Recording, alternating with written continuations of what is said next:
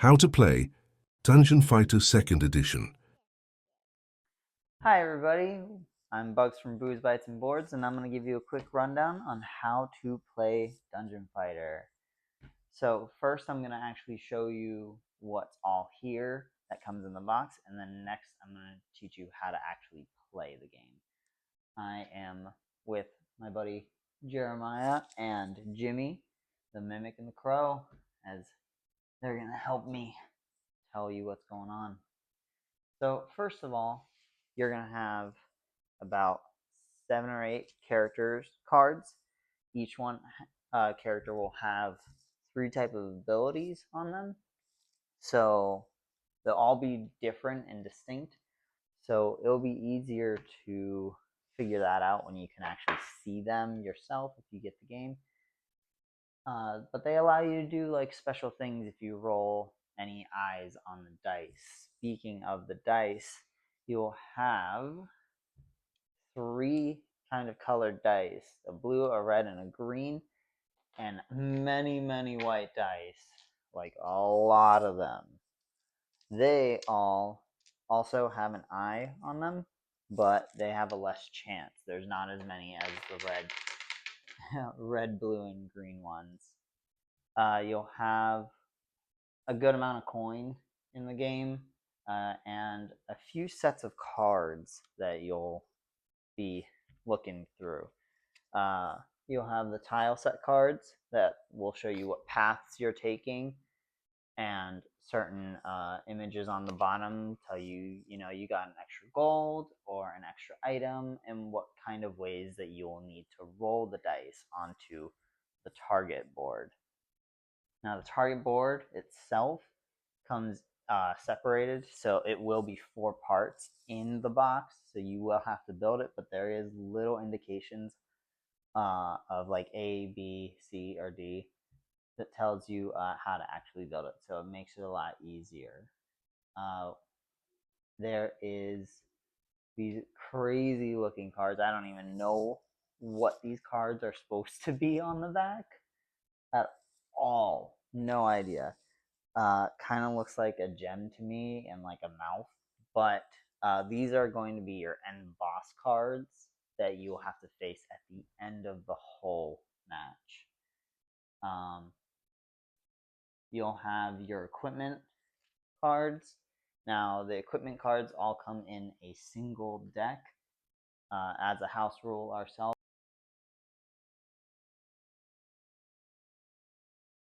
we separate it into 3 for the shields, the potions, and the weapons, just to make it a little bit easier, because when you get to the shops in the games, it makes a lot of difference to be able to be like, well, I would like a weapon, or I would like a potion or something. So it makes just a little bit of difference, but it does, I would say it helps out more often. And then you'll have a deck of monster cards. Now, the monster cards go from level 1 to level 4, and they have them as the Roman numeral numbers on them. The cards themselves for level 1 will usually only deal 1 damage and give you 1 coin. 2 being level 2 being 2 damage, level 3 being 3 damage, level 4 being usually 4 damage. But each one of the monsters themselves can have an effect on it, whether that effect is if you miss, they heal, if you miss, you lose a gold, or you have to roll a certain way. So it allows a lot of crazy things to happen while you're playing the game. And to keep track of the health of the monsters, there is a little heart right at the top for each of the cards, and that will show you what the health of each of the monsters are. And you have your grid up here that shows you with 2 little spiky heart health looking totems. That will show you how much health a monster has. So the top part is the tens, so it goes from 0 to 50, and the bottom part is your ones, so it goes from 0 to 9. Outside of that, there's a little bit more I have to say. You have a crown if it helps you. Usually we play without it just because we like to pay attention to who's going to be the next person. But the crown helps for whoever's going to be the next person. You put the crown on them, and that will show you who's supposed to draw the pathways in the monster next. If you want the game to be a little bit more challenging, there is a little tile that says add 3 or add 5, depending on which way you want it. And that is a permanent, as you play the game, the monster's health will always be up by 3 or up by 5 if you want it to be a little bit more challenging. Now I have these 3 little tokens here. They are specifically for characters.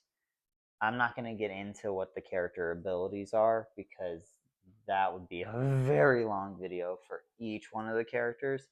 But just to let you know that each one of these are very helpful. One of them lets you hypnotize a monster, one lets you rewind or re-roll a dice roll, and one of them is a cooking soup that allows you to heal your entire group every time you rest. When you'll also have what looks like little stitch marks on these little pads. That's for whenever you die in the game and come back. And you have little heart totems which will keep track of your health. Now I'm going to move some of this away and only play with one character right now just to show you how to play. But the game itself can only be played with 2 players. If you would like to play the game solo, there is a way to do it. It is you just play as if you're 2 different adventurers. So, but if, for instance, if I was going to pick, this one is Murky Mistcleaver. You'll probably recognize the name from our video. I put the little heart up at the top to represent that she has the full 9 health to begin with. I would then turn over our first monster. Well, actually, I would get the deck set up. So how the deck gets set up for the game is you would shuffle all the cards. Now, I'm not really going to shuffle here, but you would shuffle all the cards and you would pick out 3 to 4 of each of the monster levels besides level 4. Level 4 stays fully built, but you would do 3 or 4 of level 3 and put it on top, 3 or 4 of level 2 and put it on top of the deck you're going to use, and 3 or 4 of the level 1s and put it on top. The rest of the cards, you can put it right back in the box. They no longer are useful. But this will be your deck for the rest of the game. However long the game lasts, whether you survive and make it to the end or whether you die, unfortunately, in the dungeon. But you then turn over a card and it would show you we're about to face a shady guy. First thing I do, I look at his health so I can put his health to the right number, a level 2. Now, if I miss the board in any way, I will be taking 1 damage, and if I defeat him, I get 1 gold. This is where your treasure chest comes in handy, the little pad. These are what's available to you in the game. Now, if you're playing a 2-player game, I believe you don't get... No, you get a single white die and you get a single gold. Any additional players, 1 player gives you 1 more die or gold. So if we were going to play 3-player, we would get 2 die, 2 gold. 4-player, 3 dies, 3 gold. Right now I'm just playing by myself, so only I have 1 character, so I'm just going to let it be. But for this character, it says I would have to roll behind my back. So, and how we like to play is we like to see the monster before we pick up our travel cards. So our travel cards for this round tell us that there is a gold we would get if we chose this one, but we would only move 2 spaces. And that's what the tents are at the top of the travel or the pathway cards. They show you how far you travel. Now you have to get 10 of those tents to get to a shop. And how to get to the final boss is getting 3 sets of those. Once you get 3 sets and you've gone to the shop 3 times, then you face the final boss in the shop. There are no additional rolling motions. It is just plain and simple. You are rolling and hoping to hit the target board. So, but this path also only does 2, unfortunately. But I would get a white die if I did it. But I would have to need somebody to toss the dice to me. Now, as a single player, it's a little hard to play any kind of game where it has, make sure somebody's holding your hand or tossing something to you, so you have to catch it and roll it. So be cautious on what cards you'll pick, because I know there's ways everybody can figure out how to do it. You can always toss it up in the air and grab it and then roll it real fast. But if you don't want to try that kind of method, always go with a simpler kind of pathway. Since it was 1 gold, I would just add the 1 gold into my treasure chest, and I would roll as best as I can behind my back to the board. Now I'm going to skip ahead a few rounds saying, I made it to the shop next, just because that's how it works. You keep doing that until you get to the shop, really.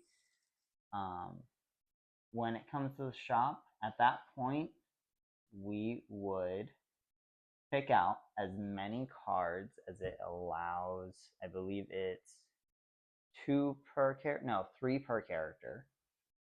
So you would allow yourself to pick out, I want, 3 shields, or if you're just going to play it with all of it mixed, you would pick out however many cards is equal to 3 per player in the game.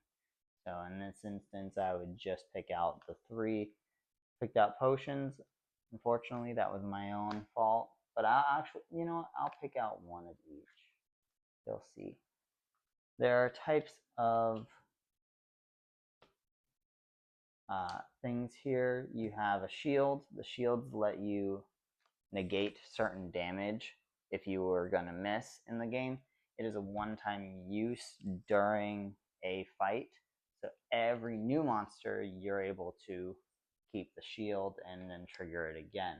But when you trigger it, make sure you turn it to the side so you know that it's been triggered. There are the potions that are a one-time use and then they get discarded. Each potion has a certain thing. There are some that heal, there are some that retrieve dice, there are some that let you re-roll. And they're very useful, especially if you're playing with a character that has no way of healing. And then you have the weapons. Now the weapons are always going to have a symbol on the bottom of them. They will show how to roll a dice to use the weapon. You can just say, I'm not going to use the weapon, and just roll the dice the way, the places says or the monster says. But if you'd like to take an additional chance and roll it using also the weapon, it allows you to deal more damage. It's always 2+ wherever you land. When you land on the board, you can land with an eye or without an eye. And the eyes allow you to use the special abilities on the characters. No eyes equal the ability didn't go off, so unfortunately it just deals whatever damage you have.